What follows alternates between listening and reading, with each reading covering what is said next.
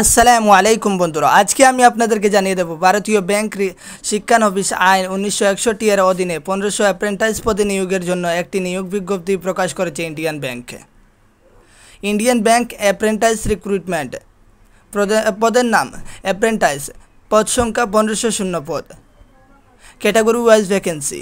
এসসির জন্য রয়েছে 255টি ভ্যাকেন্সি, এসটির জন্য রয়েছে 77টি ভ্যাকেন্সি, ওবিসির জন্য রয়েছে 351টি ভ্যাকেন্সি, ইডাব্লিউএসের জন্য রয়েছে 137টি ভ্যাকেন্সি, ইউআর এর জন্য রয়েছে 680টি ভ্যাকেন্সি। এবার আমি জানিয়ে দেব আসামে মোট পদ সংখ্যা কত। 29টি মাত্র।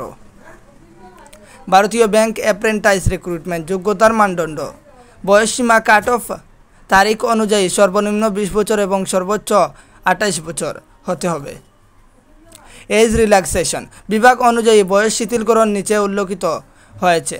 এসসি এসটির জন্য 5 বছর, ওবিসির জন্য 3 বছর, পিডব্লিউবিডির জন্য 10 বছর। শিক্ষাগত যোগ্যতা। স্বীকৃত বিশ্ববিদ্যালয় অথবা ইনস্টিটিউট থেকে স্নাতক ডিগ্রি অর্জন করতে হবে। আবেদন ফি। ক্যাটাগরি অনুযায়ী আবেদন ফি নিম্নরূপ। ইউআর ওবিসি ইডাব্লিউএসের জন্য 500 টাকা আবেদন ফি লাগবে। এসসি এসটি পিডব্লিউবিডির জন্য কোনো টাকা লাগবে না। ভারতীয় ব্যাংক নিয়োগের জন্য কিভাবে আবেদন করবেন। ব্যাংকে শিক্ষানবিশের জন্য আবেদন করার আগে প্রার্থীকে শিক্ষানবিশ পোর্টাল www.nets.education.gov.in এ নিজেকে নিবন্ধন করতে হবে। শিক্ষানবিশ পোর্টালে 100% সম্পূর্ণ প্রোফাইল সহ প্রার্থী শুধুমাত্র শিক্ষানবিশের জন্য ব্যাংকে আবেদন করার যোগ্য।